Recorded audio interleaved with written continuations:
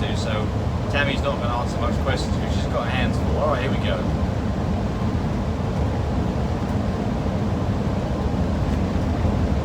XL Raps, you should start doing lives together to say hello and answer questions.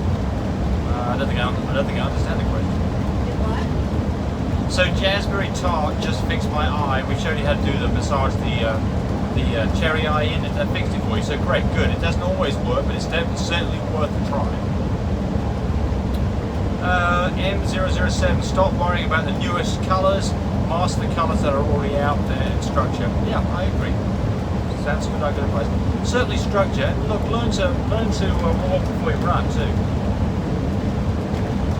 TWT balls, kind of similar kind of thing. Do you think the new DNA coloured dogs produce less consistent structure than standard colours bred for conformation that have been around so much longer?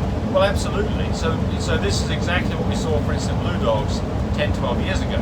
Remember that there's the gene pool for like fluffies and certainly things like pinks and huskies and large ropes, much smaller gene pool than what you've got for standard colours like brindles and fawns. And now, you know, the blue dogs, the chocolates and tans and lilacs, there's plenty of those dogs out there that one can be pretty picky. And pink dogs with good structure. I mean, certainly when we first started with fluffies, which was, what, 3 years ago, the fluffies down, is that right? About 3 years ago, there weren't very many dogs that we liked the look of. It took quite some time to find a dog that we even wanted to buy, because they tend to be too big or too long. But that's got a lot better. So it's the same thing here. Now, you've got to be picky. The problem is when there's not very many choices and you want something like a pink, for instance, which I'm not endorsing, but if you wanted to, you're going to find the choices are expensive and limited. And be careful that people haven't been line breeding those dogs, because that makes it even worse. When I say line breeding, I mean breeding, you know, grandparents to offspring, and even worse, dads to sisters, things to daughters, things like that. Or brothers and sisters. Or even worse, brothers and sisters. Then that's horrible. You've got a thing called breeding coefficient. I know there's some AKC show people that have done that, and it's like, well, yeah, so they want to win. yeah, so here's the thing: AKC has got no rules or regulations about this at all.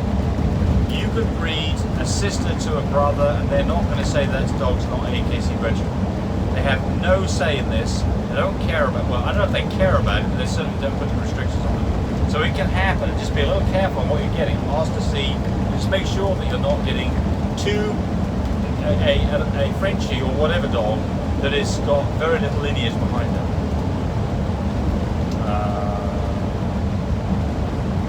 It's Joey YY. Hi, I have a male Frenchie that has only one testicle visible.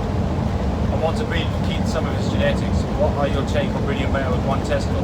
Is it worth breeding him? He's currently 1 year old. The straight answer is no. It is a hereditary thing. And so the advice is on dogs that have not dropped both their testes by 6 months is that you spay them. And you spay them for 2 reasons. One is well, the fundamental reason you spay them is that those dogs have a considerably larger chance of getting testicular cancer that goes away if you remove the testicles. And the second thing is you probably don't want to breed dogs because there's likely to have a hereditary component to them. You've got some replies on here. Let's see what the replies say. Yeah, well, somebody says, one testicle you want to breed to keep some of his genetics. They're like, why would you do that? They're right. It's like, that's not genetics you want to keep.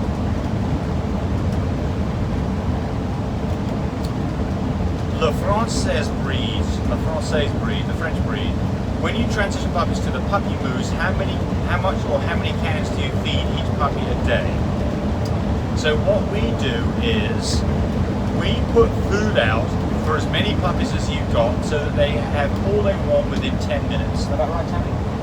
So after 10 minutes, if they've got food left, you put too much out. If after 10 minutes it's been gobbled up after 7 minutes, you probably didn't give them enough. And then when you finish, just let mum finish up what's there. And we start off with puppy moose, Royal Canine puppy moose, mixed with some goat's milk to make a slurry out of it to start with. Like a gravy. Yeah, and a gravy. And start by doing that once a day to start with, and then start doing it 2 times a day. Then get rid of the goat's milk and just give the moose, and then start getting to soft kibble, then get to dry kibble, and so on and so forth. So I mean, the rule of thumb is feed twice a day, as much as they can eat in about 10 minutes. And what you're going to find is that if you've got a big litter, you're going to find one or two dogs in there that just chow down and get bloated, huge bellies. And you may have a dog in there that's much more timid and slower to eat. The ones that got the big bloated belly, take them away, put them in a crate, they've had enough. You get big bloated bellies, they get too much. It's not going to hurt them, but at the same time, you don't want a puppy to get too fat and big, especially when it's in these formative stages in the first few weeks or months of life.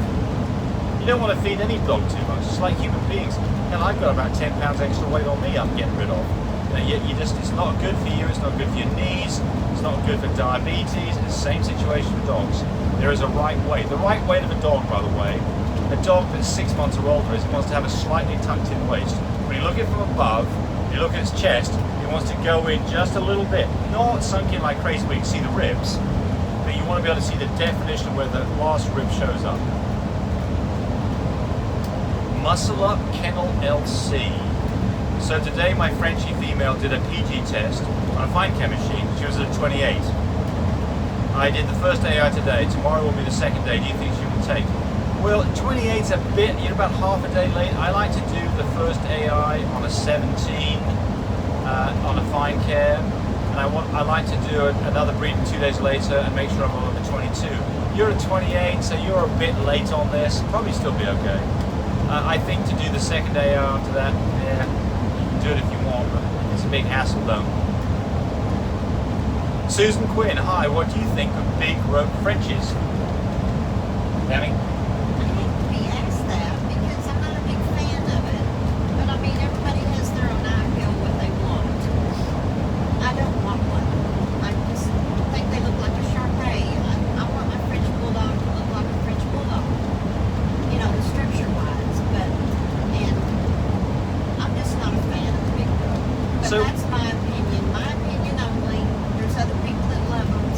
What you're saying is beauty is in the eye of the beholder, and that's exactly right. So look, if you've got lots of customers who want big rope dogs, you'll have a market.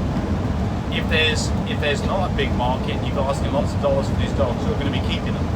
So, you know. When you say big rope, I'm talking about the ones that look like it's like over the top of their nose, like a Shar-Pei. huge rope over there. I like a little bit of rope. Absolutely. For my dogs, Absolutely. But not big ropes. Yeah, right. So, kiddos and cis, they're talking about puppy pooping and where I said to give them enemas. Is this safe for a 7-day-old Yorkie? Absolutely it is. So you could do an enema with soapy water or saline water, warm saline waters, warm soapy water. Mineral oil. Just a little bit of soap, and you can use mineral oil up to 3 times a day. Just don't go crazy and start blowing lots of fluid up their butt with a syringe. Just take it gently. When it starts coming out, you've had enough.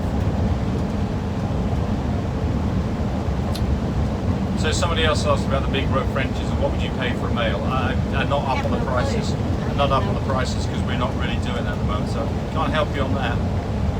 Do you research on other places? Yep.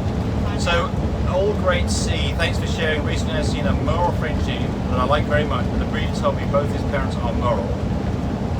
Since his ear and eye function is normal, by now he is 7 months old. Can I assume he carries big M, little m? No.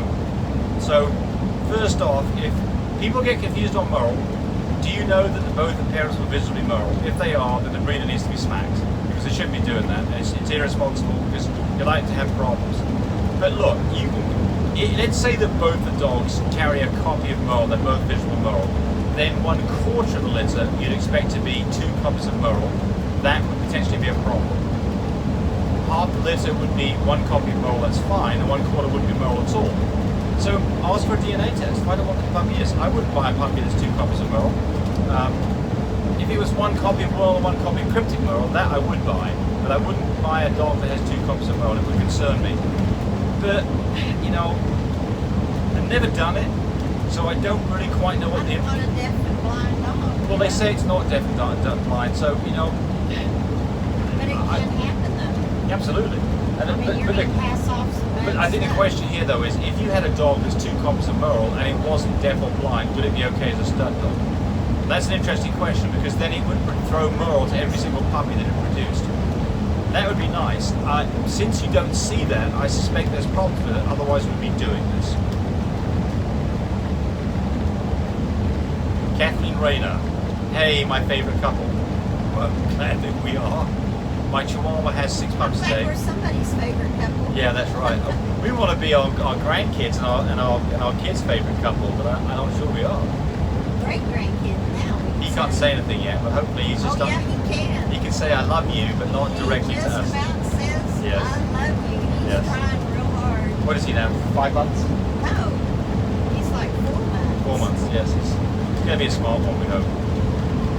Good Lord, I hope there's a smart one finally in this family. You know, we've raised a bunch of, well, we're a couple of morons that raised a bunch of idiots. There we go. No, it's not true. Well, our kids aren't idiots at all. If anybody's the idiot, it's me. Kathleen Rayner. Okay. Oh, she's talking that she's exhausted. Well, we know how it is. When you have puppies, even if you've been doing it for a long time, it's definitely work and it makes you nervous and you've got to stay on your game. So there's some things that can make things easier for you when you have a litter of puppies. And one of the things that I'm going to say right away is our whelping system. I swear by our whelping system. It makes your life so much easier. Less chance of getting aspirated milk, more chance that mums accept the babies, a better start for your babies. So that is something that I'm not just saying it because we sell a product, it's because it absolutely works. But I mean, regardless, you've got to stay on your game. Things can go wrong in a hurry, and you've got to be there to make sure they don't. Easy Papa, or Easy Paper. Hello, how can I protect water pumps in my next litter? I lost the entire litter due to water pumps. I think I spoke to you on the phone about this, but we'll talk to everybody else about it now. So the answer to this is I've never had Tammy and I have never had water puppies, so we don't know. I've seen pictures of But them. we've seen pictures of them. They look really tough. The treatment for a water puppy is that you give it Lasix. It's the same product, not the Lasix that you do for eyes, but the Lasix product that you give to humans that takes water out of the blood and goes through the kidneys and they urinate and get into the water. You do the same thing for puppies that are born as water babies.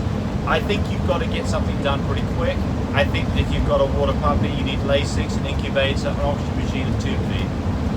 And then I don't know what the outcome is, but presumably one can get to survive. What caused this? Not a clue. I would say this to you, do not breed those 2 dogs together again.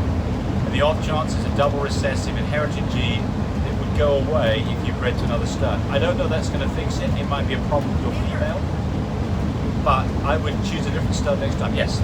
Remember that time that guy called me up and he had a whole litter of water babies and the vet convinced him that he could have lost his female over this, he needs to spare, and the guy was scared and he said, okay, go ahead and do it. Spayed her after she'd had her babies, having that C-section, that could have killed her alone.